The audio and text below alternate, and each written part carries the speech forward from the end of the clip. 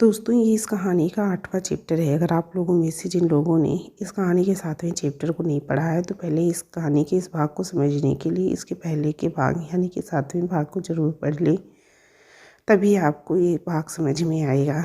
उसका लिंक मैंने इसी कहानी के नीचे कमेंट बॉक्स में दे दिया है, जो कि हमारे दूसरे चैनल पे अपलोड है। आप लोग प्लीज़ लिंक पर क्लिक करके वहाँ तक जाएँ और हमारे उस चैनल को भी ज़रूर सब्सक्राइब कर लीजिएगा आप लोग। और चलिए फिर यहाँ पे इस कहानी को पढ़ना शुरू करते हैं। लेकिन प्लीज़ कहानी को आगे सुनने से पहले प्लीज़ फ्रेंड्स कहानी को लाइक कर दीजिए प्लीज़। चलिए फिर, लाइक कर दिया होगा ना। चलिए फिर पढ़ते हैं कहानी। बिहान उसे समझाते हुए बोला, मुझे सब पता है, लेकिन तो अपनी जान क्यों जोखिम में डाल रहा है? पुलिस को आने दे। सारंग अपने सीने पे हाथ बांधे बोला, और अगर इस बीच उस लड़की को कुछ हो गया तो खुद को कभी माफ़ कर पाएगा? डरता वो इंसान है जिसके मन में खोट हो, और गलत को सहना भी गलत है। तुझे अगर यहीं खड़े रहना है तो शौक़ से रह, पर मेरे सामने किसी बेगुनाह के साथ कुछ गलत हो तो वो मेरी बर्दाश्त की हद से बाहर होगा। ये बात शायद तुझसे बेहतर और कोई नहीं जानता होगा। बिहान अब भी बस शांत सा खड़ा था तो सारंग आस पास नज़र घुमाते हुए बोला, पुलिस को इन्फॉर्म कर जल्दी से, फिर मैं एक्शन मोड में आऊँ, क्योंकि मेरे हाथों में इस वक्त ज़बरदस्ती खुजली मची है। एंड यू नो कि जब तक ये अपनी मुट्ठी में किसी को दबोच ना ले तब तक शांत नहीं होती। बिहान ने एक ओर जाकर पुलिस को कॉल कर सब कुछ बता दिया। तब सारंग ने अच्छे से सोच विचार कर रणनीति बना ली। बिहान फ़ोन कट करते हुए आया, मैंने पुलिस को बोल दिया है, वो लोग 20 से 25 मिनट में यहाँ पहुँच जाएंगे। सारंग 2 उंगली सर को हल्का खुजलाते हुए बोला, बहुत जल्दी कर रही है पुलिस, कहना ना उनसे थोड़ा लेट आओ। बिहान हल्के से हंसते हुए बोला, हाँ तू ही खेल ख़त्म कर दे। और उनके हाथ सिर्फ लाश ही लगी। सारंग दीवार को देखते हुए बोला, तू फ्रंट साइड की दीवार पर चढ़कर मेन इलेक्ट्रिसिटी बोर्ड तक पहुंच और उसे ऑफ कर दे, बाकी का मैं हैंडल कर लूँगा। बिहान सर हिला के आगे की तरफ चला गया। वैसे भी अंधेरा था, साथ ही सुनसान पड़ चुकी थी। हर तरफ इक्का दुक्का गाड़ी निकल रही थी, वो भी रफ्तार से। बिहान यहाँ वहाँ देखता हुआ दीवार पे चढ़ गया। ये कार वाला हिस्सा था तो किसी को कुछ मालूम नहीं हुआ, और बिहान ने कार के पीछे ही जंप कर दिया। एक आदमी खड़ा दिखा, वो भी आंगन के बीच में चक्कर काटते हुए। बिहान उसे देखते हुए बोला, ये तो वही आदमी है जो स्वरा के पीछे था। खड़ा तो अकेला ही है, सबसे पहले इससे निपटना होगा। कुछ सोचकर बिहान पास खड़ी गाड़ी को टच किया तो उसने से आवाज़ होने लगी। वो आदमी दौड़ के गाड़ी के करीब आया तो बिहान दूसरी तरफ छिप गया। वो आदमी हर तरफ घूमते हुए जैसे ही बिहान को देखने लगा, बिहान ने उसके सर पे भारी सी चीज़ से वार कर उसे ढेर कर दिया और पीछे की तरफ छिपा दिया। दौड़ते हुए उस स्विच को ढूंढने लगा तो उसकी नज़र आंगन के कोने में गिरी हुई रतीक्षा पर गई। वो बीचों बीच पड़े हुए खून बहुत ही ज़्यादा दिख रहा था। बिहान डरते कदमों से आगे बढ़ते हुए बोला, कहीं इन लोगों ने इसे मार तो नहीं दिया? आसपास नज़र फेरते हुए उसे एक तरफ बोर्ड दिख गया। रतीक्षा के पास जा पाना मुश्किल था तो बोर्ड के पास पहुंच गया और धीमी आवाज़ में बोला, पता नहीं सारंग आया कि नहीं, और बोर्ड से फ्यूज को ऊपर कर दिया, जिससे हर तरफ एकदम अंधेरा हो गया और सब लोग हड़बड़ा गए। बिहान वहीं चुपचाप खड़ा हो गया। सारंग पीछे की ओर ही खड़ा था और जब उसने लाइट्स ऑफ देखी तो एकदम से ऊपर चढ़ा और अंदर जंप कर दिया। स्वरा उसी तरफ से भागी थी तो ज़्यादातर आदमी उसी तरफ खड़े हो गए थे ताकि रतीक्षा भी न भाग जाए। सारंग के जूते की आवाज़ उन लोगों के कान में पड़ गई तो वो सब अलर्ट हो गए। कौन है वहाँ? दूसरा बोला, कोई जाकर बिजली को देखो यार। तीसरा बोला, पहले कोई रास्ता तो दिखाओ, जाना कि शोर है, कुछ भी नहीं दिख रहा। उन लोगों की बहस लगी ही थी। सारंग ने इस बात का फ़ायदा उठाया और कदम गिनते हुए धीमे धीमे से वहाँ से निकलने लगा। जंप करने से पहले ही उसने सब समझा लिया था, कौन सी चीज़ कहाँ कैसे है, ताकि अंधेरे में कोई दिक्कत ना हो। सारांग धीमे कदमों से साइड से निकलते हुए मेन एरिया तक पहुँच गया। तभी अंदर शराब में धुत पड़ा मंदिर चिल्लाते हुए बोला, ये बिजली को क्या हुआ? कहाँ मर गए सबके सब? जल्दी बिजली चालू करो। गिरते पड़ते वो आदमी फ्लैश लाइट लेकर जिस तरफ बोर्ड था उस तरफ गया। आधे वहीं रुक गए और ढूंढने लगे कि आवाज़ थी किसकी। विहान एक तरफ हो गया। वो लोग बोर्ड के पास पहुंचकर स्विच ऑन कर जाने लगे तो दोनों की गर्दन को विहान ने अपने बाजू में जकड़ लिया और इतना मारा कि आवाज़ भी नहीं हुई और वो बेसुध होकर गिर गए। लाइट्स ऑन होने पे मनदीर ने फिर टेबल पे रखा गिलास भरना चाहा तो ठीक उसके सामने की कुर्सी पे कोई शख्स बैठा था। बोतल से निकल रही शराब और हाथ वहीं थम गए। नजरें ऊपर कर सामने बैठे शख्स को पहचानने की कोशिश करते हुए बोला, तू कौन है और अंदर कैसे आया? हाँ, तेरी हिम्मत कैसे हुई यहाँ आने की? ये सारांग ही था जो कोहनी कुर्सी से टिकाई बस जलती निगाहों से मंदिर को घूर रहा था। उसकी तरफ से कोई जवाब ना पाकर मनधीर फिर बोला, कहाँ मर गए सब? यहाँ अंदर कोई घुस आया है और इन लोगों को खबर ही नहीं। कहाँ हो? जल्दी करो, जल्दी यहाँ मरो सब। 3 को विहान ने अपने ही अधमरा कर दिया था तो पीछे की तरफ को खड़े थे। 3 को विहान ने पहले ही अधमरा कर दिया था। 2 पीछे की तरफ खड़े थे और एक आदमी प्रतीक्षा के करीब। मनधीर की आवाज़ सुनकर तीनों ही अंदर को दौड़े, लेकिन दरवाज़ा अंदर से बंद था। बॉस, दरवाज़ा खोलिए। मनधीर ने दरवाजे की तरफ देखा तो वो बंद ही था। जैसे ही मनधीर उठ के जाने को हुआ तो सारांग ने पैर आगे किया तो वो मुँह के बल ज़मीन पर गिर गया। मनधीर उससे बोला, ज़्यादा उड़ मत वरना तेरे को तेरी औकात बता दूंगा मैं। सारांग हल्का सा मुस्कुराते हुए बोला, वो तो किसकी कितनी है देखकर ही पता चल रहा है। मनधीर भड़क गया और उठते हुए सारांग की शर्ट का कॉलर पकड़ते हुए बोला, मनधीर साह से ऐसी बात करने की हिम्मत कैसे हुई तेरी? तू है कौन? बोल, तू है कौन? सारांग कॉलर से उसके हाथ झटकते हुए बोला, मैं जो भी हूँ तेरे लिए तो बिल्कुल भी सही नहीं हूँ। मनधीर पास पड़ी शराब की बोतल से सारांग के ऊपर वार करने लगा तो उसने अपनी बाजू आगे कर दी। बोतल वहीं टूट गई। सारांग का सब्र अब टूट गया और वो एकदम से उसे पेट में लात मारते हुए बोला, यही इसी चीज़ का वेट था अब तक मुझे, क्योंकि सारांग सूर्यवंशी कभी भी पहले वार नहीं करता। मनधीर का गुस्सा भी बेहद बुरा था। वो भी उठा और फिर सारांग पर हमला करने आगे बढ़ा तो सारांग ने उसके मुंह पे मुक्का जड़ दिया। मनधीर के होठों के कोने से खून निकलने लगा और अब वो कहाँ शांत बैठने वाला था। साइड पे पड़ा चाकू उठाकर वो सारांग पे वार करने लगा। बचाव में हर बार सारांग बच गया, लेकिन फिर मनधीर ने उसके कंधे पे चाकू चला दिया। सारांग हल्का टेढ़ा हो गया तो मनधीर ने बाजू पर भी वार कर दिया।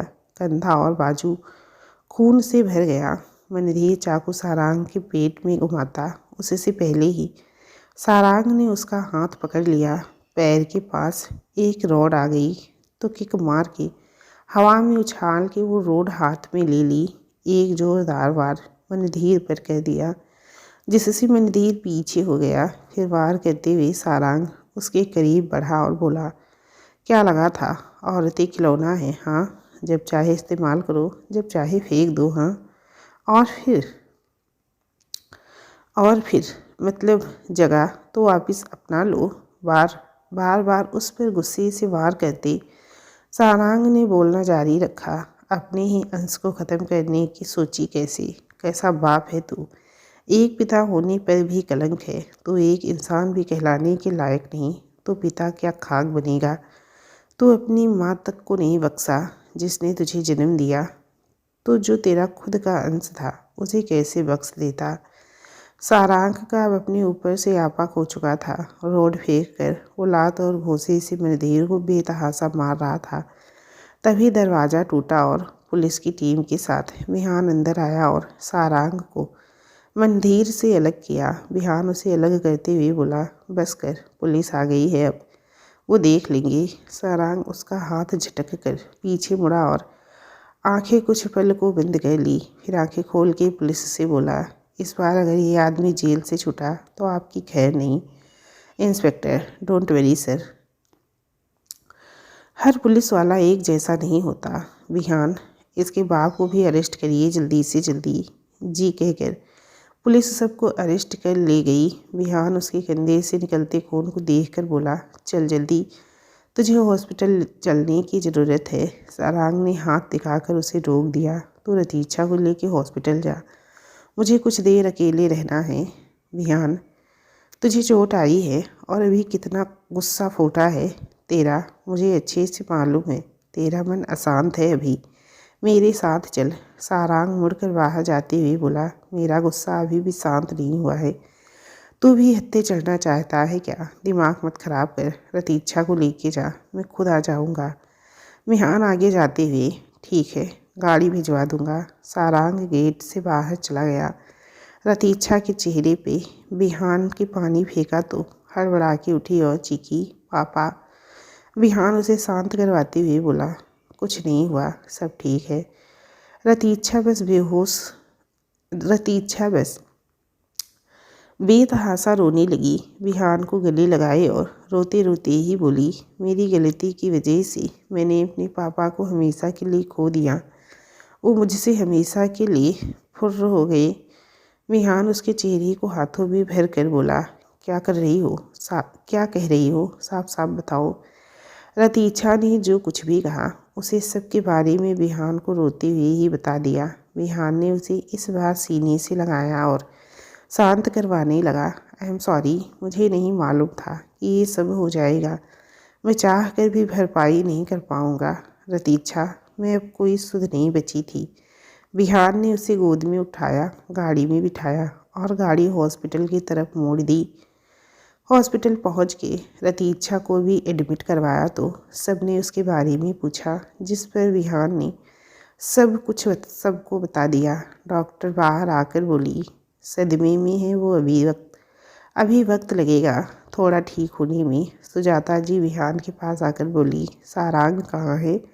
वो क्यों नहीं आया अभी तक? विहान, आपको तो पता है वो कहाँ किसी की सुनता है। मैंने उससे साथ चलने को कहा पर वो कुछ पल अकेले रहना चाहता था, इसीलिए मेरे साथ नहीं आया।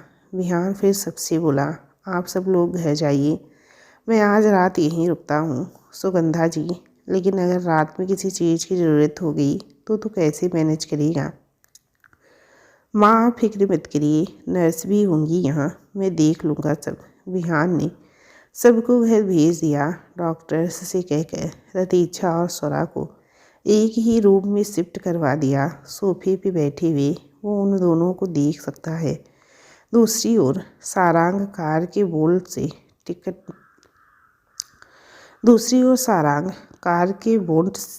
टिक कर खड़ा सामने झील को देख रहा था। कंधे और बाजू से निकल रहे खून से उसे कोई भी फर्क नहीं पड़ रहा था। आसपास लगे पेड़ों से बेहद सुहानी हवा महसूस कर उसके अंतर्मन को शांति मिल रही थी। आसमान को देखते हुए सारंग शिकायत करते हुए बोला, क्यों कहते हो आप ऐसा?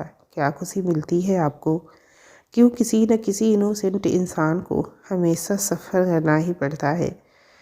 आपसे क्या उस शख्स की खुशी बर्दाश्त नहीं होती? ये दुख नाम का शब्द लिखा ही क्यों है आपने? हर किसी को बस यही फेस क्यों करना पड़ रहा है? बताइए, मैं थक गया हूँ इन सब से।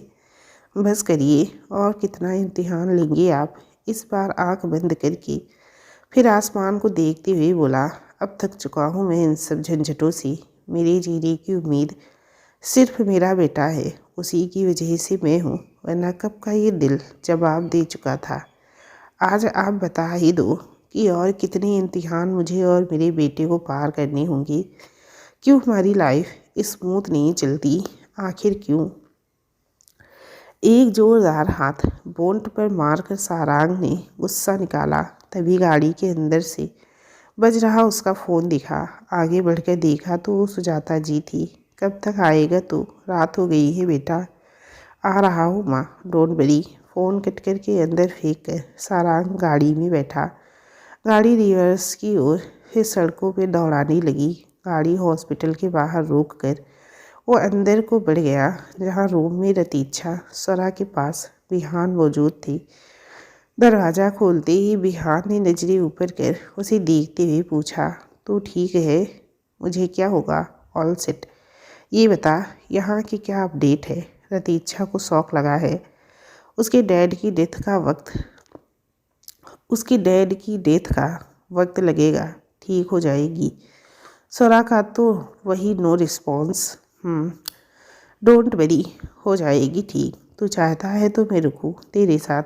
मेरे साथ बाद में रुकना, पहले जाके अपनी ड्रेसिंग करवा। उसी के लिए तो आया था, वरना घर जाने पे माँ के सवालों की झड़ी ही लग जाती। सारांग रूम से बाहर चला गया। डॉक्टर के कैबिन में पहुंचकर उसने ड्रेसिंग भी करवा ली। फिर वापस से स्वरा के रूम की तरफ बढ़ा। बिहान शायद वॉशरूम चला गया था। शायद सारांग के कदम खुद ब खुद ही स्वरा के बेड की ओर बढ़ गए।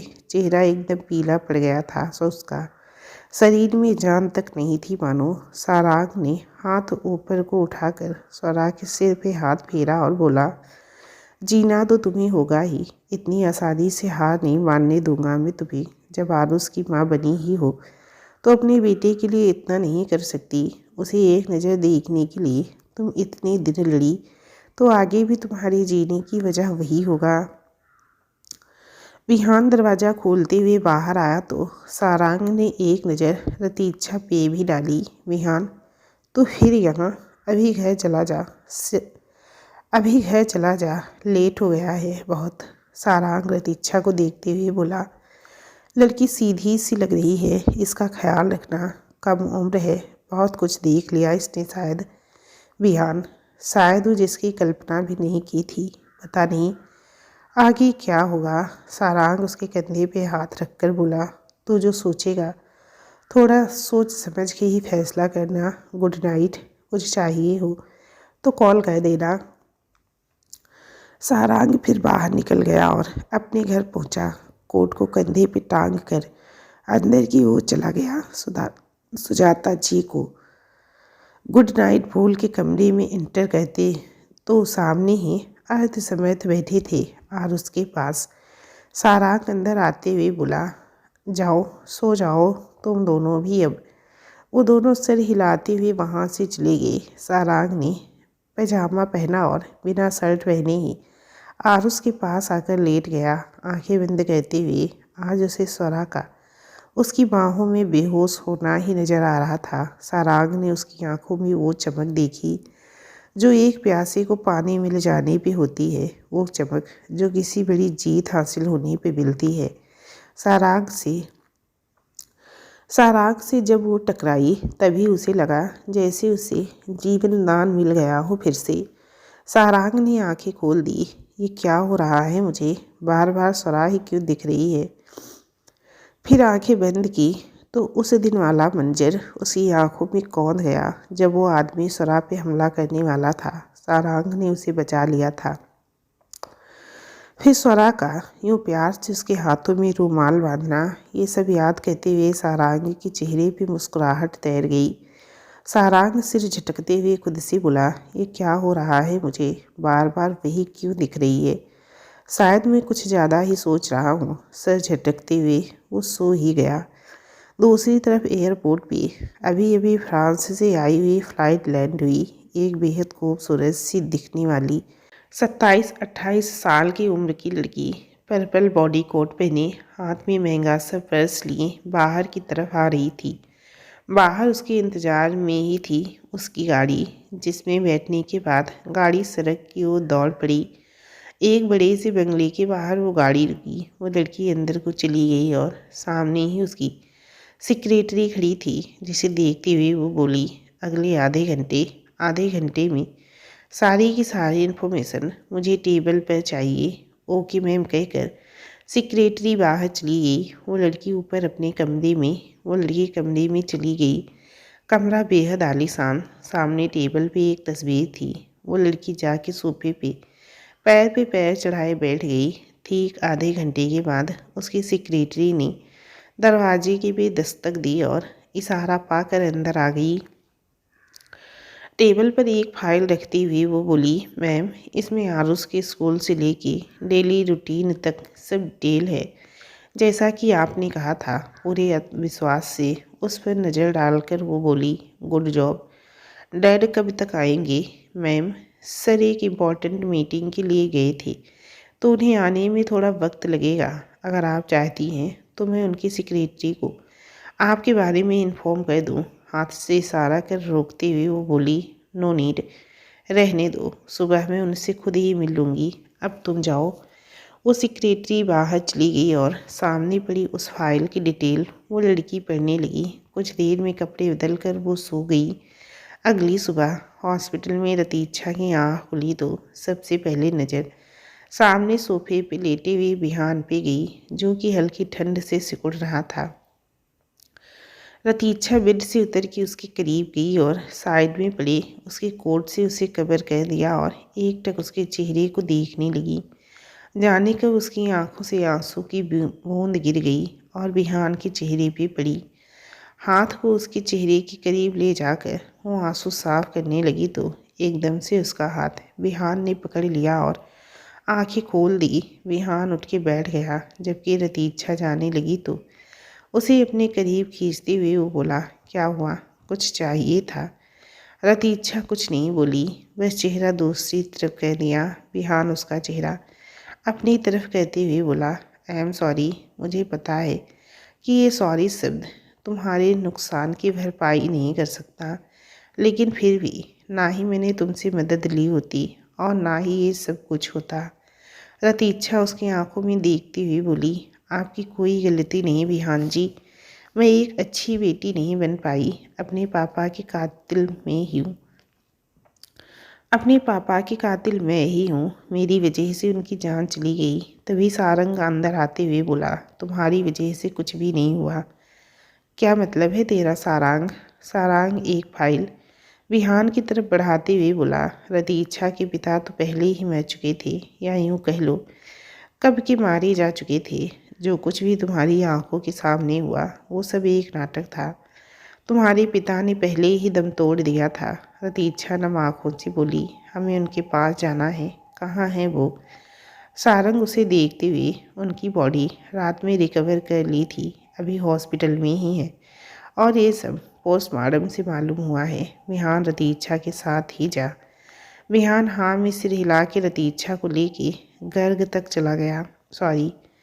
रतीक्षा को लेके मार्ग तक चला गया। सारंग आके आकर सीधा स्वरा के बेड के पास बैठ गया और उसे देखते हुए बोला, मिस स्वरा, तुम्हारे लिए एक सरप्राइज़ है। हाँ हाँ पता है, तुम मुझसे क्या ही एक्सेप्ट करोगी, बट फिर भी तुम्हारे ही काम की चीज़ है। सोच लो, अगर उठ गई तो अभी बता दूंगा कि क्या सरप्राइज़ है, और नहीं उठी फिर अभी तो नहीं पता चलेगा। लेकिन एक बात की गारंटी है कि तुम एकदम उछल पड़ोगी वो सरप्राइज़ देख कर। खैर, अब जैसे तुम्हारी मर्जी, मुझे क्या। एक मैगजीन उठा के सारंग सोफे पे बैठ गया। तभी नर्स अंदर आई और उसकी इम्प्रूवमेंट देखने लगी। गलती से हाथ पास पड़े जग को लगा तो वो जग नीचे गिर कर चूर चूर हो गया। सारंग अपनी जगह से उठ खड़ा हुआ। कुछ बोलने के लिए वो मुंह खोली, उससे पहले ही मशीन से आवाज़ तेज़ी से आने लगी। नर्स बोली, इनकी हार्ट बीट फास्ट हो रही है, मैं डॉक्टर को बुलाती हूँ। सारंग स्वरा के करीब आके देखने लगा। उसका पूरा चेहरा पसीने से भर गया था, जो कि पैनिक होने की एक निशानी थी। स्वरा होश में नहीं थी, लेकिन दिमाग में सब जा रहा था, जिसकी वजह से वो डर गई और धड़कनें बढ़ गई। उसे शांत करवाने के लिए सारंग ने एक हाथ पकड़ा और मलने लगा और बोला, कुछ नहीं हुआ है, डरो मत। वो बस एक जग था, घबराओ मत, मैं हूँ यहाँ, जस्ट डोंट वरी। उस पर कोई असर ही नहीं हो रहा था। तभी डॉक्टर और नर्स दौड़ते हुए अंदर आई, साथ ही एक सफाई वाला, जिसने आनन फानन में सब साफ किया। तब तक सारंग एक तरफ हो गया और डॉक्टर स्वरा को देखने लगी। मशीन में चल रही फ्रीक्वेंसी को देखते हुए डॉक्टर बोली, ओ गॉड, प्लस रेट तो बहुत हो गया है। नर्स, जल्दी इंजेक्शन रेडी करो। नर्स ने इंजेक्शन रेडी किया और सुराग को वो लगा दिया। कुछ पल को वो शांत हो गई और फिर वो बाहर निकल गई। सारांग ने उसके हाल के बारे में पूछा तो डॉक्टर बोली, पल्स रेट या तो बहुत बढ़ रहा है या फिर बहुत ही कम हो रहा है। वो बिल्कुल भी खुद से कोशिश नहीं कर रही हैं। कब तक इंजेक्शन से सब नियंत्रण रखेंगे? आप उनमें ठीक होने की कोई तो उम्मीद जगाएं ताकि वो रिकवर करें, वरना आज शाम तक हमें उन्हें डिस्चार्ज देना पड़ेगा, क्योंकि इसके आगे हम भी कुछ नहीं कर पाएंगे। डॉक्टर वहाँ से चली गई तो सारांग अंदर गया और उसके पास बंदे खड़ा होकर बोला, सच्ची में कितनी बड़ी डरपोक होना। वैसे तो मुझसे हर वक्त लड़ने को तैयार बैठी रहती हो। मुझसे पंगे लेने में बड़ा मज़ा आता है। अब क्या हुआ, डर गई? अभी वो कुछ कहे उससे पहले गर्ग फैमिली अंदर आ गई। महेश जी बोले, सारांग तुम यहाँ हो तो बिहान कहाँ गया? वो रतीक्षा के पिताजी की बॉडी क्लेम करने गया है। उसके साथ कुछ फॉर्मेलिटी पूरी करनी थी, तो बस वही। अब मैं चलता हूँ। सारांग हॉस्पिटल से बाहर चला गया। सुगंधा जी, महेश जी वहीं बैठ गए। गर्ग में मार्ग में सामने रघुनाथ जी के मृत शरीर को देखने एक बार फिर रतीक्षा की हिम्मत टूट गई। वो गिरती उससे पहले ही बिहार ने उसे संभाला और शांत करवाते हुए बोला, अगर ऐसे रोती रही तो तुम्हारे पापा को अच्छा लगेगा क्या? उनके मरने का कारण तो सही नहीं था। कम से कम अंतिम क्रिया सही से करने उन्हें मुक्ति दो ताकि उनकी आत्मा को शांति मिले। रतीक्षा बिहान के सीने से रोते हुए बोली। रतीक्षा बिहान के सीने से लगकर रोते हुए बोली, मुझसे नहीं होगा बिहान जी, मैं नहीं कर पाऊंगी। बिहान ने उसे संभाला और सब फॉर्मेलिटी पूरी करके बाहर आ गया। सुगंधा जी को इशारा किया तो उन्होंने भी रतीक्षा को संभाला, पर ये सब करना मुश्किल सा हो रहा था। दोपहर तक रघुनाथ जी का पूरी विधि के साथ संस्कार कर दिया गया, जिसमें ज़्यादातर काम सारांग और बिहान ने ही किया। रतीक्षा को लेके सूर्यवंशी विंसन भी पहुंची, जो कि कुछ भी बोल ही नहीं रही थी। सबके बीच होकर भी अकेली थी। विनीता जी बोली, बेटा तुम्हारे परिवार में और कौन कौन है? रतीक्षा उन्हें देखते हुए बोली, मैं और मेरे पापा, हम दोनों ही थे एक दूसरे के लिए, पर अब मैं ही हूँ अकेली। सुजाता जी उसे गले लगाकर बोली, बिल्कुल नहीं, अकेले क्यों, हम सब हैं ना तुम्हारे साथ। ये अपना ही घर समझो और मुझे अपनी माँ। रतीक्षा उन्हें देखती हुई बोली, आप सब ने बहुत किया है मेरे लिए, पर अब मैं और एहसान नहीं ले सकती। मुझे इजाज़त दीजिए, मैं यहाँ से दूर चली जाना चाहती हूँ। सुगंधा जी, यहाँ से कहाँ जाओगी बेटा, ये भी तुम्हारा ही घर है। आंटी जी, आप सब ने बहुत एहसान किए हैं मुझ पर अब और कर्जदार नहीं बन सकती, मुझे जाना ही होगा। सुगंधा जी उसके हाथ पे अपना हाथ रखते हुए बोली, मैं तुम्हें अपने घर की बहू बनाना चाहती हूँ। बताओ बनोगी या नहीं? देखो बेटा, बातों को घुमा फिरा के करना तो मुझे नहीं आता, इसीलिए सीधा ही पूछ लिया, लेकिन कोई ज़बरदस्ती नहीं है। हाँ थोड़ा जल्दी है, पर मुझे जो सही लगा मैंने कह दिया। रतीक्षा बोली, आंटी जी आप मेरे हालातों को देखकर मुझ पर तरस मत खाइए, मैं बिल्कुल ठीक हूँ और तुम मुझे गलत मत समझो बेटा, तुम बहुत बहादुर बच्ची हो। ये सब कितना मुश्किल भरा था, मैं सोच भी नहीं सकती। तुम कितनी बहादुरी से लड़ी और स्वरा को बचाया। मैं तुम पर कोई भी तरस या एहसान नहीं कर रही हूँ। मुझे मेरे बिहान के लिए तुम एकदम परफेक्ट लगी, इसीलिए कहा क्योंकि इन दिनों मैंने उसके अंदर इतने बदलाव देखे, जिसका कारण सिर्फ तुम थी। बिहान के दिल में सच में तुम्हारे लिए कुछ तो है, पर ज़रूरी नहीं तुमसे भी वही ही, लेकिन ज़रूरी नहीं तुम में भी वही हो। लेकिन एक माँ हो ना, तो रह नहीं पाई कहने से, फैसला तुम्हें ही लेना है। सुजाता जी, जब तुम यहाँ अपने इस घर में इत्मीनान से रहो, ये खास तुम्हारे खड़ूस भाई सारांग का ऑर्डर है कि तुम्हें कोई तकलीफ़ ना हो। रतीछा बस हल्का सा मुस्कुरा दी। उसे जो कमरा बताया गया वो वहाँ चली गई। बेड पे लेटते ही उसे गहरी नींद आ गई। सारांग ऑफिस को जा चुका था। सुगंधा जी हॉस्पिटल में स्वरा के पास ही। विहान भी कुछ ज़रूरी काम से गया हुआ था। स्वरा की हालत में कोई सुधार नहीं था। दूसरी तरफ उसी बड़ी बंगलों में एक उम्रदराज आदमी कोट हाथ में पकड़े अंदर को आ रहे थे, जिससे उन्हें आते ही ये पता चला कि उनकी बेटी वापस आ गई है। एक नौकर से कहकर अपनी बेटी को उन्होंने नीचे बुलाया। वो खुशी से दौड़ती हुई नीचे को आई और उनके गले मिलने लगी, हाथ दिखाकर। पीछे ही रोकती हुई वो बोली, अब क्या लेने आई हो यहाँ? अब किस चीज़ की नीलामी करवानी रह गई है? वो आगे बढ़ के सोफे पे बैठती हुई बोली, माय डैड, एक तो मैं आपका रात भर वेट करती रही, सुबह मिल रहे हैं तो आप इतना रूड बिहेव कर रहे हो। वो रूखे स्वर में बोले, सीधा मुद्दे पे आओ, बोलो वापस इंडिया आने की वजह। मैंने तुम्हें मना किया था कि नहीं? वो पैर पे पैर चढ़ाए हुए बोली, अपना खोया हुआ सब कुछ लेने आई हूँ। और मुझसे क्या चाहती हो? वो सब लेना है आप ही। वो सब लेने में आप ही तो मदद करेंगी मेरी। हरगिज नहीं, मुझसे कोई उम्मीद मत करना। वो शख्स अपने कमरे में चली गई और वो लड़की मुस्कुराते हुए बोली, मदद तो आप ज़रूर करेंगे और करनी भी पड़ेगी, क्योंकि जो मेरा है उसे मैं लेकर ही रहूँगी। उठकर वो भी जल्दी से तैयार होने अपने कमरे में चली गई। वो लड़की तैयार होकर बाहर आई तो उसके पिता सामने ही सोफे पे बैठे थे। उसे बाहर जाते देखा तो बोले, एक बात सुन लो अपर्णा, तुमने सब कुछ खुद अपने हाथों से खोया था, खुद की गलती से खोया था, तो फिर अब इस सब बेतुकी चीज़ों का क्या मतलब? अब भी वक्त है, वापस फ्रांस चली जाओ। अपर्णा लगभग चीखते हुए बोली, डैड बस बहुत हो गया। आप क्यों नहीं समझती कि मुझे अपनी गलती रियलाइज़ हो गई है, इसीलिए अब सब कुछ वापस लेना चाहती हूँ। उसमें गलत क्या है बताइए? मिस्टर आहूजा खड़े होकर बोली, वाह ये तो बहुत अच्छा है। पहले गलती करो फिर उसे सुधारो।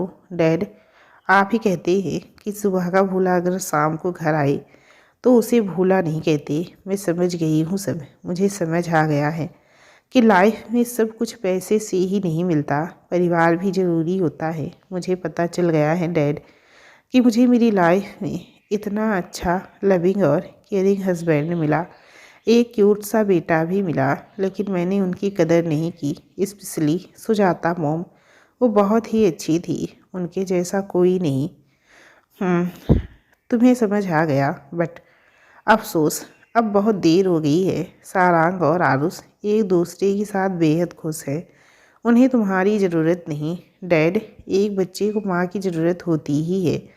और आई एम श्योर कि आरुष भी मुझे बहुत मिस करता होगा। और सारांग, वो मुझसे ही प्यार करते हैं। अपर्णा, तुमने बहुत देर कर दी इन सब के लिए। अरे, अपने आप को माँ कह रही हो, जानती ही हो कितना आरुष को। वो बच्चा तब बोल भी नहीं सकता था जब तुम उसे छोड़ के जा चुकी थी अपने इस लालच में। आई नो डैड, बट मैंने कहा ना सब कुछ सही कर दूंगी मैं। मैंने कल ही सब इन्फॉर्मेशन मंगवा ली थी यार उसकी सब डिटेल्स है उस फाइल में। उसके बारे में पढ़कर मैं जान जाऊंगी सब कुछ। मिस्टर आहूजा हंसते हुए बोले, देखो देखो ज़रा अपने आप को, एक माह की फाइल से पढ़कर सब इन्फॉर्मेशन लोगी। ये कहते हुए भी तुम्हें शर्म महसूस नहीं हो रही? तुम्हें पता है सारांग जैसा पति नसीब वालों को ही मिलता है। सुजाता जी का पूरा परिवार कितना सच्चा, अच्छा और नेक है। तुम्हें सब इतना बढ़िया मिला था। ऐसे लोग तो चिराग लेके ढूंढने पर भी नहीं मिलते। और दूसरी तुम हो कि सब पैसों के पीछे ठुकरा के चली गई, और आज 4 सालों के बाद तुम्हें याद आ रहा है कि तुम्हारी एक फैमिली है। पर मेरी बात ध्यान से सुन लो बेटा, सारांग अब वो पहले जैसा नहीं रहा। वो मुझसे प्यार करते हैं डैड, मैं उन्हें मना लूँगी। कोई अनजाने में की गई गलती को माफ़ कर सकता है बेटा, पर जानबूझ के किए गए गुनाह को माफ़ी नहीं मिलती। तो आप हैं ना डैड, मुझे मालूम है आप मेरी खुशी के लिए कुछ भी करेंगी। वैसे मुझे अपने प्यार पे पूरा भरोसा है। आपकी ज़रूरत तो नहीं होगी, बट फिर भी जस्ट आस्किंग। तुम्हारा जो जी में आए करो, लेकिन मुझसे कोई भी उम्मीद मत रखना, क्योंकि सारांग अब वैसा नहीं जैसा पहले था। प्यार अच्छे अच्छों को ठीक कर देता है डैड। सारांग से मैं पहले भी प्यार करती थी, आज भी कहती हूँ और हमेशा कहती रहूँगी। सो जस्ट रिलैक्स, वो मान जाएंगी। मिस्टर आहूजा सर हिलाते हुए वहाँ से चले गए, क्योंकि अपनी बेटी की रग रग से वाकिफ जो थे। गिरगिट भी इतनी तेज़ी से रंग नहीं बदलता जितनी तेज़ी से वो बदलती है। अपर्णा की बचपन से यही आदत रही थी, किसी भी नई चीज़ को लेकर उसका उत्साह बेशुमार रहता। जब वो चीज़ हासिल हो जाए तो शौक़ ख़त्म हो जाने के बाद उसे यूं ही छोड़ के उसे यूं ही छोड़ना उसकी फितरत में था। चाहे वो कपड़ा हो, मेकअप हो या फिर कोई इंसान। अपर्णा भी तैयार हो के घर से बाहर निकल गई, क्योंकि आज वो आरुष से मिलने उसके स्कूल जाने वाली थी, जिसके लिए वो बहुत एक्साइटेड थी। ड्राइवर से कह गई गाड़ी आरुष के स्कूल की ओर ले ली। अपर्णा उतर कर अंदर खुद गई, और जब आरुष के लिए पूछा तो जवाब में मिला कि उसकी तबीयत सही न होने की वजह से कुछ दिनों से छुट्टी पर है। अपर्णा वहाँ से निकलकर गाड़ी को एसएस ग्रुप की तरफ लेने को कहा। गाड़ी उस कंपनी के बाहर रुकी तो क्लच को हाथ में पकड़े, गॉगल लगाए वो अंदर चली गई। लिफ्ट में एंटर करते हुए टॉप फ्लोर पे पहुंची, जो कि सारंग का कैबिन वाला फ्लोर था। गार्ड ने उससे अपॉइंटमेंट के लिए पूछा, तुम जानते नहीं हो कि मैं कौन हूँ? मेरा रास्ता रोक रहे हो? मालूम पड़ेगा ना। तो नौकरी गई तुम्हारी, समझो। Now give me side. Guard को लगा कोई बड़ी कंपनी से डील की बातचीत को लेके कोई आया हो, तो उसने उसे जाने दिया।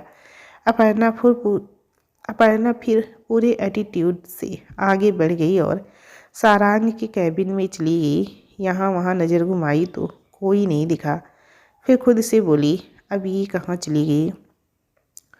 उस रूम से कुछ आवाज़ आ रही थी, जिससे साफ पता चल रहा था कि वो अभी अंदर हैं। उसके बाहर आने के इंतज़ार तक अपर्णा हर तरफ के इंटीरियर को गौर से घूम घूम के देखने लगी। क्लच टेबल पे छोड़ गए वो यहाँ वहाँ हर सामान देखती हुई आगे बढ़ रही थी। सारांग तभी उस रूम से बाहर हाथ साफ करते हुए आया। तब कोई लड़की सामने की दीवार पे लगी सारांग और आरुष की तस्वीर को देख रही थी। अपर्णा उस तस्वीर को देखकर मुस्कुरा रही थी, लेकिन उसकी पीठ सारांग की तरफ थी तो सारांग देख नहीं पाया। पर अनजान लड़की को अपने कैबिन में देखते ही उसका पारा चढ़ गया। टॉवेल को टेबल पर पटकते हुए वो चिल्लाया, कौन हो तुम और मेरी कैबिन में कैसे आ गई? अपर्णा अचानक हुई आवाज़ से सहम गई और फिर पीछे मुड़ी तो सामने सारांग दिखा। सारांग को उम्मीद ही नहीं थी अपर्णा के यूं उसके सामने आने की। गुस्सा तो पहले से था, यूं ही किसी के बिना परमिशन कैबिन में आने की वजह से, और अब सामने उसे देखा तो सारांग ने खुद पर कंट्रोल खो दिया और टेबल पर पड़ा पेपर वेट उठा के दीवार पे जोर से मारते हुए चिल्लाया, सिक्योरिटी मैनेजर मृदुल। कुछ ही सेकंड में तीनों मौजूद थे वहाँ। अपर्णा बोली, देखिए। लेकिन तभी अपनी जलती निगाहें सारांग ने तीनों पे डाली और चीखा, मेरे कैबिन में कोई यूं ही घुस आया और तुम लोगों को पता नहीं चला। तीनों की बोलती एकदम बंद थी, सर झुकाए खड़े थे, क्योंकि सारांग की आवाज़ थी ही इतनी तेज, यहाँ तक कि अपर्णा भी कुछ बोलने से कतरा रही थी। फिर भी हिम्मत कर बोली, सारांग आप। सारांग ने बेहद गुस्से से उसे देखते हुए कहा, अजनबियों से बात नहीं करता मैं। और दूसरा, मिस्टर सूर्यवंशी बोलो। वेट, बोलना ही क्यों है? Just get lost. और तुम तीनों क्या कर रहे थे कि कोई भी इंसान मुंह उठाए यूं ही अंदर चला आया? गार्ड बोला, सर मुझे लगा कि ये किसी डील के लिए आई हैं। तो सारांग उसे देखते हुए, तुम्हें लगा? हाँ, यहाँ सैलरी तुम्हारे लगाने की नहीं मिलती तुम्हें। Just get her out from here. Aparna फिर बोली, मेरी बात तो सारांग ने सामने टेबल पे पड़ा हुआ सामान उठा के फेंकना शुरू कर दिया और टेबल पर हाथ पटकते हुए जोर से मार दिया। टेबल कांच का था, वहीं चूर हो गया। जो जहाँ था उससे दो दो कदम पीछे हो गया, जबकि सारांग वहीं खड़ा रहा। उसके हाथों से खून रिसने लगा, लेकिन सारांग के रौद्र रूप को देखकर किसी में हिम्मत नहीं थी एक शब्द भी बोलने की। सारांग फिर चिल्लाते हुए बोला, अगर एक सेकंड में इसे यहाँ से बाहर नहीं किया तो उसके अगले ही सेकंड तुम तीनों इस कंपनी के आसपास भी नज़र नहीं आओगी। वो तीनों अपर्णा से बाहर जाने की रिक्वेस्ट करने लगी, लेकिन वो वहाँ से टस से मिस ना हुई। मुझे बात करनी है प्लीज़ सारांग। तभी सारांग का फ़ोन बज उठा। कॉल पिक की तो सामने सुजाता जी थी। मूड सारांग का बहुत ख़राब था, तो उसने कॉल उठाकर फ़ोन को सिर्फ कान पे लगा लिया तो सामने से उनके रोने की आवाज़ आ रही थी, जबकि पीछे की तरफ से ज़्यादा ही रोने की आवाज़ें सुनाई दे रही थी। जहाँ सारांग इतना ज़्यादा गुस्से में था, वो सब शांत पड़ गया। खुद को नॉर्मल कहते हुए बोला, क्या हुआ माँ, सब ठीक तो है ना? सुजाता जी सुबकते हुए बोली। स्वरा। सारांग को भी अब हल्का डर सताने लगा, तो वो फिर बोला, क्या हुआ माँ, बोलो भी। सुजाता जी सुगंधा जी को संभाल रही थी, फिर भी बोली, बेटा स्वरा हम सबको छोड़ कर चली गई। सारांग के पैरों तले ज़मीन ही से खिसक गई। फ़ोन कान से लगाए सबको नज़रअंदाज करते हुए वो बाहर निकलते हुए बोला, माँ ये आप क्या कह रही हो? कुछ नहीं होगा उसे, ठीक हो जाएगी वो। सुजाता जी बोली, कुछ भी ठीक नहीं होगा बेटा। स्वरा की हालत कुछ देर पहले ही बहुत ज़्यादा ख़राब हो गई थी और फिर उसकी धड़कनें रुक गई। डॉक्टर्स जवाब दे चुके हैं। गाड़ी में बैठते हुए वो बोला, माँ मैं बस पहुँच रहा हूँ, आप मासी को देखिए, कुछ ही मिनटों में वहाँ पहुँचूँगा। Don't worry, I am coming. गाड़ी की स्पीड 100 पर करके सारांग हॉस्पिटल के लिए निकल गया। सारांग जल्दी से हॉस्पिटल पहुंचा और दौड़ते हुए स्वरा के वार्ड में चला गया। सब लोग वहीं मौजूद नजर आ गए। हर किसी की आंखें नम थी और गर्दन झुकी हुई। अंदर डॉक्टर्स इलेक्ट्रिक शॉक से स्वरा की धड़कनें वापस लाने का ट्राई कर रहे थे। सारांग के निकल जाने के बाद अपर्णा भी पीछे की तरफ दौड़ी उसे रोकने के लिए, पर तब तक वो हवा की स्पीड से जा चुका था। टायर को किक मारते हुए अपर्णा खुद से बोली, इतना गुस्सा, मतलब अब आपको मेरी शक्ल भी ना गंवारा है। फिर भी आपको ज़िंदगी में आकर ही रखूँगी। देखती हूँ कब तक मुझे इग्नोर करोगे। गाड़ी में बैठकर वो घर को चली गई। दूसरी ओर हॉस्पिटल में सारांग ने बिहान को देखा, जो यूं ही मायूस सा एक तरफ को खड़ा था। आंखों में आंसू थे, पर हर कोई बेबस था, हर कोई हारा हुआ फील कर रहा था। सारांग सीधा अंदर चला गया और डॉक्टर से बोला, क्या मैं कुछ देर बात कर सकता हूँ इनसे? डॉक्टर, कोई फ़ायदा नहीं सर, सो फेल्ड है। Sarang, let me try once. Doctor और नर्स ने अपना काम जारी रखा और सारांग कुछ पल तक यूं ही बस स्वरा को देखता रहा। फिर 10 मिनट तक खड़े रहने के बाद चुप्पी तोड़ी। यही सोच रही हो कि मैं कुछ बोल क्यों नहीं रहा, राइट? लेकिन सच कहूँ तो मुझे तुम्हें 2 थप्पड़ लगाने का मन हो रहा है। पता है क्यों? क्योंकि तुम्हारी सिर्फ जुबान ही कैंची की तरह चलती है बस। बीच से तो तुम एकदम खोखली हो। यू नो व्हाट, जिस दिन मैंने तुमसे ज़बरदस्ती शादी की थी, फिर रूम में भी तुम्हें ज़बरदस्ती ले जा रहा था, तब कितनी शेरनी बन रही थी, और अब देखो अपनी हिम्मत से कैसे हार मान ली। उस दिन मुझे लगा इस लड़की में तो दम है, बट आज जो तुम हो उसे देखकर तो मुझे लगता है ना, बिल्कुल भी हिम्मत नहीं है तुम में। कोई इंसान इतनी आसानी से कैसे टूट सकता है? माना लड़की हो, पर थोड़ा तो दिल रखो ना। यूँ मंदिर जैसे ना जाने कितने लोग पूरी लाइफ में टकरा जाते हैं। इसका क्या मतलब कि हम डर कर हार ही मान ली? उसने जो किया वो गलत था, उसकी सज़ा तो उसे मिलेगी, लेकिन जो तुम जीने की चाह छोड़ के बैठी हो, वो तो मनधीर के किए गए कामों से भी गिरा हुआ काम है। तुम इतने दिन लड़ी, तब तो हिम्मत नहीं हारी, फिर आज क्यों? अब क्यों सब खत्म करने पे तुली हो? तुम्हें लग रहा है कि तुम्हारे जीने या मरने से किसी को कोई फ़र्क नहीं पड़ेगा, लेकिन कभी सोचा है उन सब का क्या जो तुमसे प्यार कहते हैं, लेकिन नहीं, तुम हो ही बुज़दिल, कुछ नहीं है तुम्हारे बस में। होश में तो आओ, एक बार इसी फ्लोर से धक्का दूंगा अपने इन हाथों से। यू नो व्हाट, जब पहली बार उस ब्रिज से जंप करने वाली थी ना तुम, उसी दिन मुझे तुम्हें रोकने की जगह सामने से धक्का दे देना चाहिए था। खेल वहीं पे ख़त्म और तुम सीधा ऊपर। इतना सब बोल कर उसने एक गहरी सांस छोड़ी और फिर बोला, अब तुम यही सोच रही हो कि मैं ये सब क्यों कह रहा हूँ, क्योंकि मैं भी ऐसे एक दर्द से गुजर चुका हूँ। पर मैंने तो नहीं हार मानी और तुमने मेरे बेटे की जान बचाई थी, इसीलिए मैं तुम्हें ये सब कह रहा हूँ। लेकिन क्या फ़ायदा, तुम तो हो ही जिद्दी। सारी जिद्दी नहीं सॉरी जिद्दी नहीं, बुज़दिल, अड़ियल कहीं की। सारांग मुड़ के बाहर जाने को हुआ तो मशीन ने फिर से आवाज़ नॉर्मल पर करना शुरू कर दिया और सारांग के कान में आवाज़ पड़ी, सारांग जी। आवाज़ सुनते ही सारांग मुड़ा और उसके बेड के करीब आ गया। स्वरा की हालत तो नहीं थी बोलने जैसी, फिर भी बोली, कितना बोलते हैं आप, मुँह नहीं थकता क्या? सब लोग सही कहते हैं, एक बार के खड़ूस ही हो आप तो। सारांग उसकी आवाज़ सुन के मुस्कुराया और डॉक्टर चेकअप कहते हुए बोले, ग्रेट। कई बार दवाई की जगह पर मोटिवेशन काम करता है। स्वरा फिर डॉक्टर को देखती हुई बोली, मुझे कोई बुज़दिल बोले वो मुझे बिल्कुल मंजूर नहीं। और ये मिस्टर सूर्यवंशी इसी वर्ड को दोहरा रहे थे तो बस गुस्सा आ गया। सब लोग हंस दिए तो सारांग उसे घूरते हुए बोला, शकल तो 100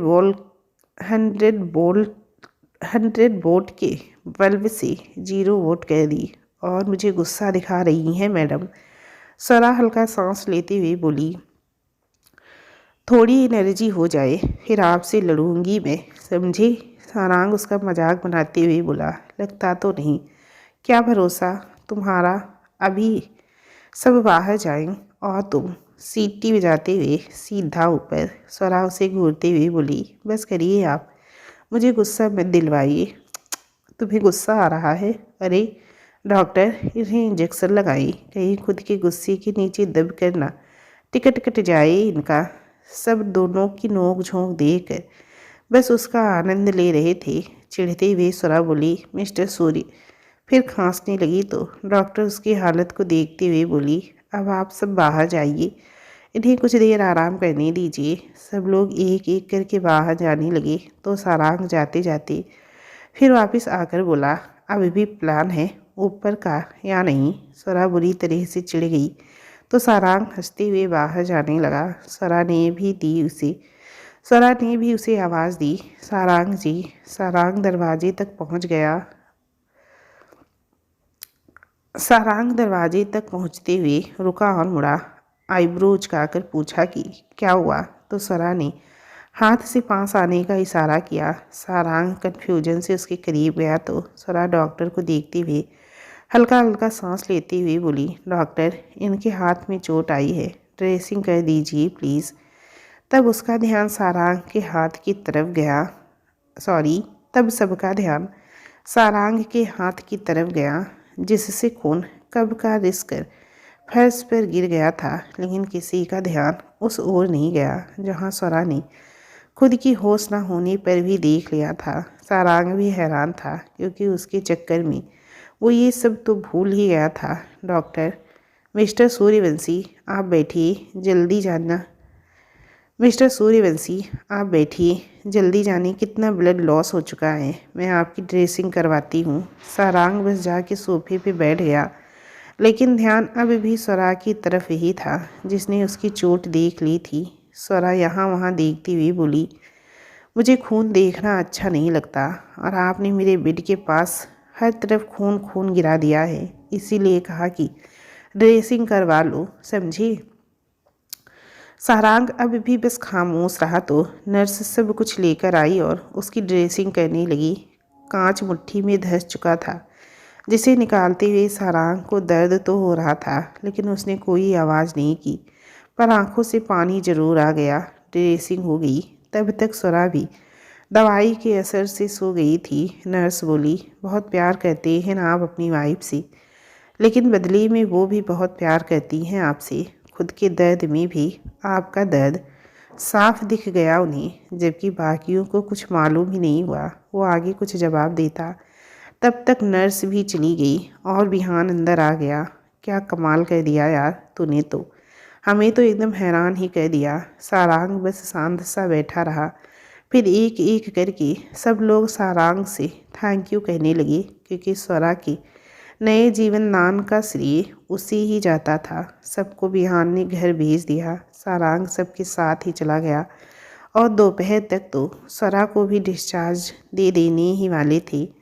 समर्थ ने घर से कॉल करके बताया कि आरुष को हल्का होश आ रहा है और वो बातचीत भी कर रहा है। सब लोग खुश हो गए।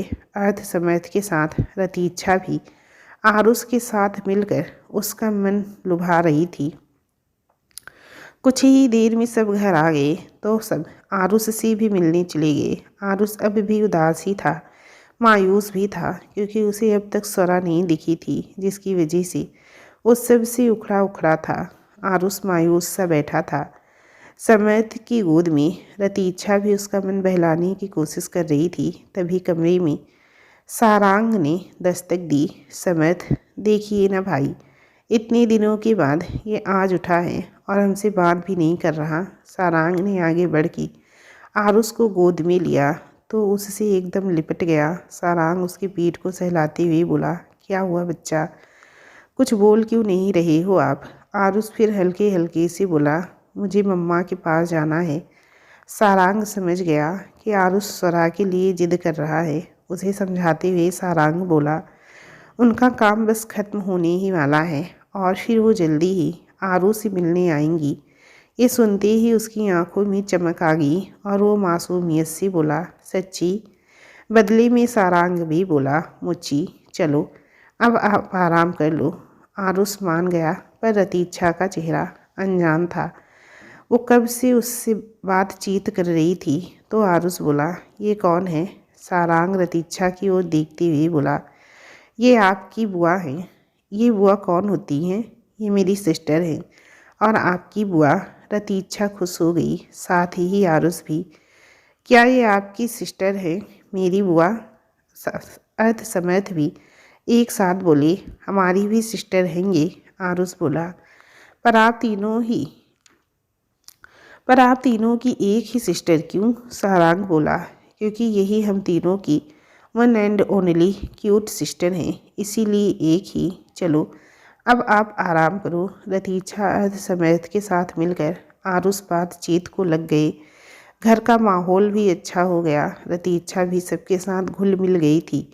सारांग ने आज का दिन फैमिली के साथ ही बिता दिया तो अपर्णा का ख्याल ही उसके दिमाग से निकल गया। उसे याद ही नहीं रहा कुछ भी। बाकी सब के चक्कर में स्वरा के ज़रूरी टेस्ट के प्रोसीजर में आज का दिन निकल गया और अगली सुबह उसके रिजल्ट नॉर्मल थे, यानी कि वो अब घर पे रेस्ट कर सकती थी और उसे अगली रात तक डिस्चार्ज कर दिया गया और वो सबके साथ मिलकर घर आ गई। पूरा सूर्यवंशी परिवार भी उससे मिलना गर्ग मेंशन पहुंच गए। आरुष तो बहुत ज़्यादा खुश था।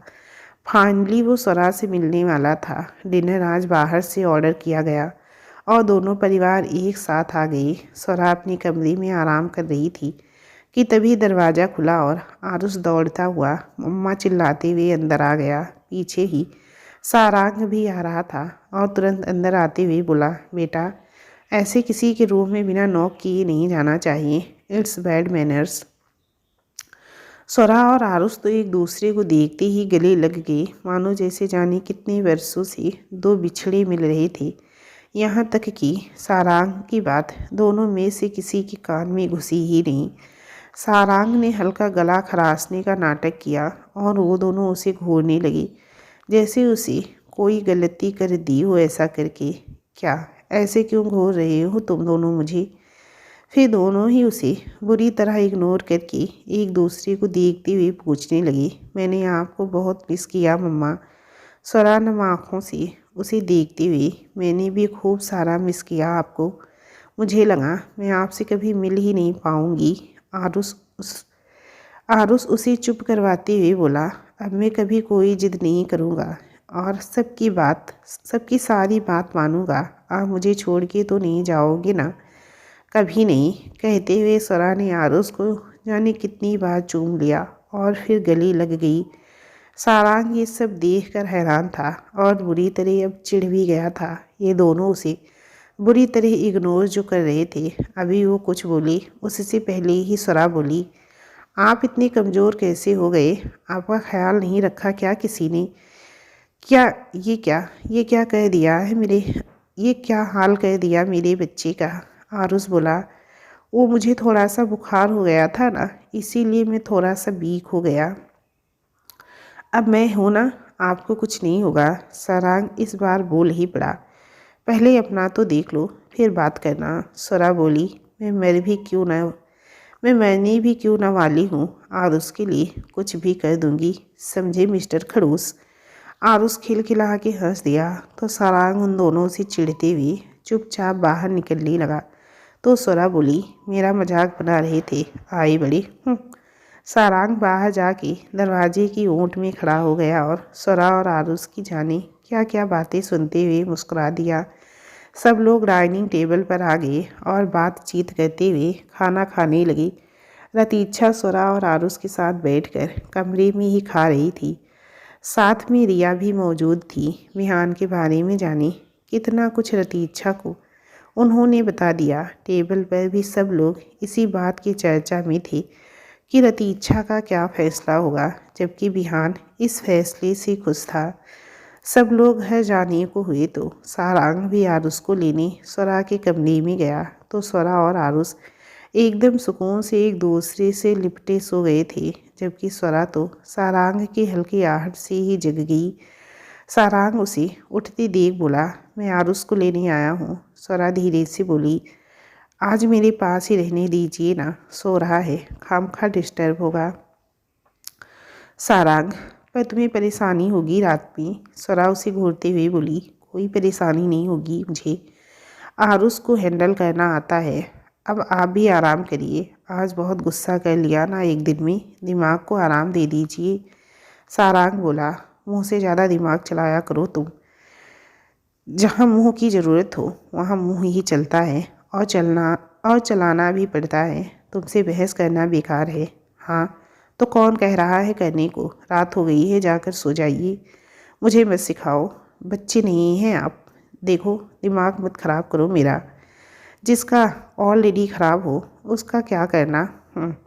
शकल देखी है खुद की, कुछ घंटों पहले ऊपर की टिकट हो गई थी कन्फर्म, और अब मुझसे बहस कर रही हो? हाँ, क्योंकि आपसे बहस करने को कोई तो चाहिए था ना। चुप हो जाओ तुम, मेरा मुंह, मैं तो बोलूँगी। इरिटेट मत करो तुम अब मुझे। अगर प्रॉब्लम हो रही है तो वो रहा दरवाज़ा, वहाँ से जाइए बाहर और घर जाकर सो जाइए। जा ही रहा हूँ, आधा दिमाग खा दिया तुमने मेरा। गुड नाइट मिस्टर सूर्यवंशी, अब चैन की नींद आएगी मुझे। चिढ़ते हुए सारांग बाहर चला गया और स्वरा को हंसी आ गई। लैंप बुझाकर वो फिर से सो गई। तब नमाते हुए सारांग अपने कमरे में जाने लगा तो सुजाता जी बोली, क्या हो गया तुझे, ऐसे मुंह क्यों बनाया है? वही सबकी लाडली स्वरा की वजह से इरिटेट करके रख दिया यार इसने तो। और तू चुपचाप इरिटेट होता चला गया, कुछ कहा नहीं सामने से। बीमार थी इसीलिए छोड़ दिया, वरना देख लेता। सारांग कमरे में चला गया और सुजाता जी हंसते हुए उसे देखती रही। दोस्तों, इस कहानी के इस चैप्टर का एंड यहीं पे कहती हूँ। आप लोगों में से जिन लोगों ने इस कहानी के 7वें चैप्टर को नहीं पढ़ा है, उसका लिंक मैंने नीचे कमेंट बॉक्स में दे दिया है। और फ्रेंड्स, प्लीज़ जाते जाते कहानी को लाइक कर दीजिए और चैनल को अभी तक सब्सक्राइब नहीं किया है तो सब्सक्राइब भी कर दीजिए, और अगर शेयर करना चाहते हैं तो शेयर भी कर दीजिए। चलिए फिर मिलती हूँ इस कहानी के नेक्स्ट चैप्टर के साथ, तब तक के लिए नमस्कार।